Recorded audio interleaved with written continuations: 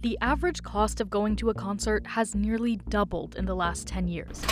And yet, for some venues, live music has been a notoriously hard business to make money from. The majority of people are not making anything else apart from a living, and it's just being squeezed. But Live Nation seems to have it figured out. It made $23 billion in 2024, not just by owning Ticketmaster, but by having a hand in nearly every corner of the industry.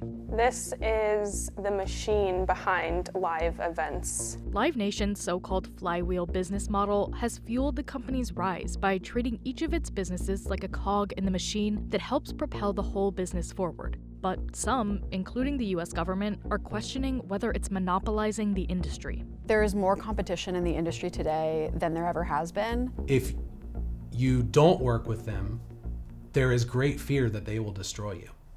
This is the economics of Live Nation. It used to be that you would go on tour to promote album sales. That entirely flipped. Now you put out music so that you can go on tour and sell tickets and merchandise. Behind the scenes of any tour are four main businesses: the artist, the promoter, the venue, and the ticketing platform. Back in 2010, Live Nation merged with Ticketmaster, creating Live Nation Entertainment. There was immediate backlash. This was the world's largest concert promoter teaming up with the largest purveyor of tickets. Over the last 15 years, Live Nation has employed a flywheel business model to gain a stake in every major business in the live events industry. The flywheel is something that executives at Live Nation have talked about publicly on investor calls for years. This has been something that investors have very much cheered on, and we've seen their stock go up and up over the years. But now it's something that the DOJ has identified specifically as problematic. As part of its antitrust lawsuit, the U.S. Department of Justice included this graphic to illustrate how Live Nation can reinvest profits from its high-margin businesses into its lower-margin businesses. They are vertically integrated, and that allows them to take losses on their promotions and their shows because they have ticketing revenue that comes in. They have advertising deals that not a single independent venue or festival could ever even come close to touching. Live Nation can get a lot of bang for its buck on sponsorships and advertising because it doesn't cost much to attach a brand's name to an event. That could be something like, Verizon sets up special little mini stages around a festival, and anyone that has that Verizon ticker on their phone can pop up there and get an epic view for a few minutes. Ticketmaster takes more resources to operate, but also has impressive margins. Putting on concerts is even more expensive, especially for independent venues like this one. The margins are so small. We just hope and pray that 90 people come in that like a drink and they spend £10 each, and then we're in profit, because the break-even point for currently for our shows is around £550, £600. Bermondsey Social Club does work with Live Nation to book some up-and-coming artists, but Live Nation makes a lot of its money from stadium tours. It owns, operates, has a stake in, or exclusively books shows for around 390 venues across more than 50 countries.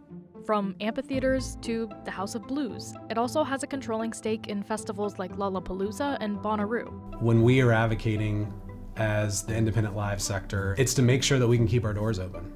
Live Nation is lobbying so that they can make sure that their profit margin is large.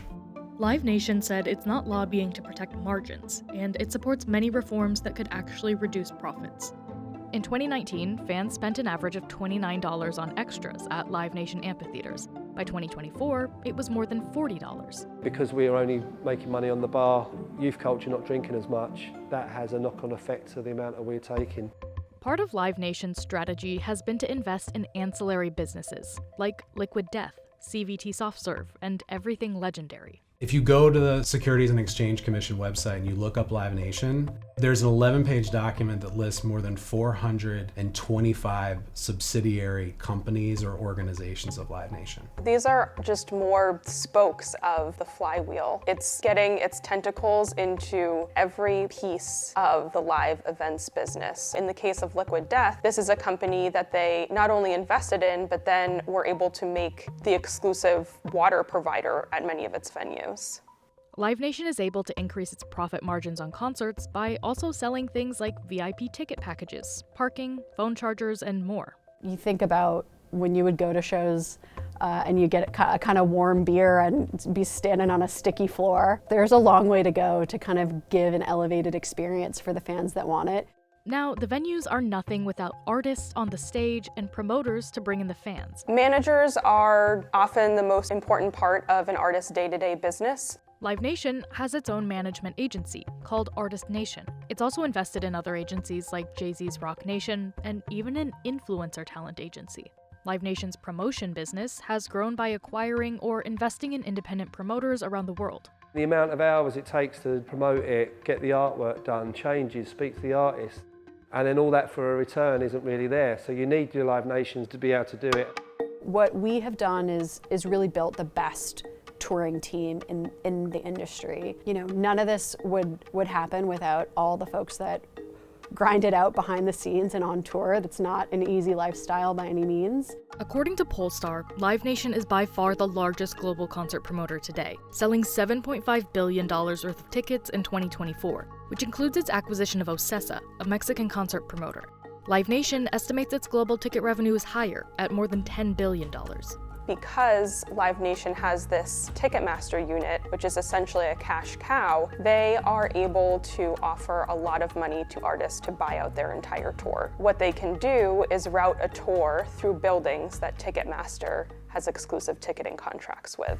And that's where Live Nation's ticketing business comes in. Ticketmaster was the pioneer and is still the dominant player in this thing called exclusive ticketing contracts. This is when they go to venues of all sizes, clubs, theaters, arenas, amphitheaters, and they become the exclusive ticketing provider for that venue. The wink, wink, nod, nod is that if you choose Ticketmaster as your ticketing provider, you are more likely to have Live Nation shows coming through the door. Live Nation said artists and their team decide where to play based on what's best for their fans and their shows. Ticketing revenue for Live Nation has more than doubled since the merger in 2010. At the same time, the average ticket prices for a North American tour have also nearly doubled. Resale is the #1 thing that impacts ticket prices, and scalpers are not going to stop coming after that unless there are some real rules and regulations getting in their way. Ticketmaster has its own resale platform as well, which competes with companies like StubHub and SeatGeek. Live Nation says it's proud to do resale differently because it gives artists the option to use Ticketmaster's face value exchange to cap resale prices. We also as a society kind of crucify artists for their front row prices when, you know, you could compare that to courtside at a basketball game in the same building, and that sports ticket is 5, if not 10x what the concert ticket is. StubHub told the Journal it's always been clear that Ticketmaster's priority isn't fans, it's profits. While they tout their face value exchanges, their control of 80% of all ticketing, nearly 1/3 of the resale market, and billions in resale profits tell a different story. And SeatGeek said resale operates best when fans aren't locked into a single platform. It is not a simple task to track $1 of spending on a concert ticket. But Anne did just that. It really shows Live Nation's versatility in creating deals that not only work for the artist, but really benefit Live Nation and squeeze the maximum benefit from any corner of the industry. This is how Live Nation breaks down the cost of a hypothetical concert ticket. Of course, they own the ticket company, but they might also own the promoter, the venue, and could even manage the artist. I think it's important to say that every dollar that an artist gets from us or from Live Nation, they absolutely deserve. But there is a really, really important thing to remember, which is if those artists ultimately choose Live Nation all the time and don't choose us, there's not going to be a place for artists to go other than an arena or a Live Nation venue or a corporate venue that's owned by a multinational conglomerate, because we won't be here. I mean, if someone comes along to me in 5 years' time and I've had enough of it after 15 years and goes, here's a big bag of carrots, do you want it? Then there might be a different scenario, but for now I'm always going to be independent. The flywheel business model helped fuel Live Nation's rise to become the most powerful company in live entertainment. Now, with the DOJ lawsuit underway, could it become its downfall? Everything that they claim to have an issue with, there's not really anything in that we're precious about protecting. There's a lot of stuff they claim we do that we don't. But ultimately, we're out there competing every day for venue deals, for artist deals. And so no, I would say we kind of keep doing what we're doing.